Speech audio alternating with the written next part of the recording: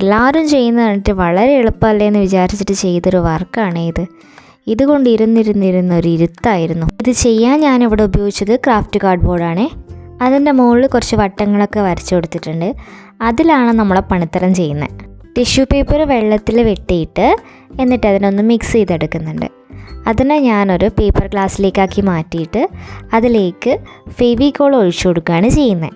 ഫെവിക്കോൾ നന്നായി മിക്സ് ചെയ്തതിന് ശേഷം നമ്മുടെ കയ്യിലുള്ള ഏതെങ്കിലും ഒരു കളറ് മിക്സ് ചെയ്ത് കൊടുക്കുക. ഞാനിവിടെ ബ്ലൂ കളറാണ് മിക്സ് ചെയ്ത് കൊടുത്തത്. മിക്സ് ചെയ്തുകൊണ്ടിരിക്കുമ്പോഴാണ് ഞാൻ ഓർത്തത് ഇത് കഴിയാറായല്ലോ എന്ന്. അങ്ങനെ ഒരു വിധത്തിൽ വടിച്ചൊക്കെ ചേർക്കുന്നുണ്ട്.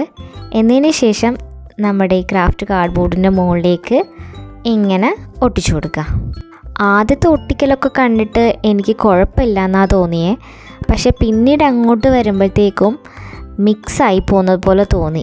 അങ്ങനെ റെഡും കൂടെ വന്നപ്പോൾ റെഡ് വൈറ്റിൽ മിക്സായി. പിന്നീട് അങ്ങോട്ട് ചെയ്യാനൊരു മൂഡേ ഇല്ലായിരുന്നു. പിന്നെ വിചാരിച്ചു എന്തായാലും ഇരുന്നതല്ലേ ഒന്ന് കംപ്ലീറ്റ് ചെയ്യാമെന്ന്. കറുപ്പ് കൂടെ വെച്ചപ്പോഴത്തേക്കും കറുപ്പിൻ്റെ ഒരു പീസ് വെള്ളയിൽ വീണു. അങ്ങനെ വെള്ളയിൽ കറുപ്പ് കളർ പറ്റി. അപ്പോൾ ഫൈനൽ റിസൾട്ട് ഇങ്ങനെയാണ്.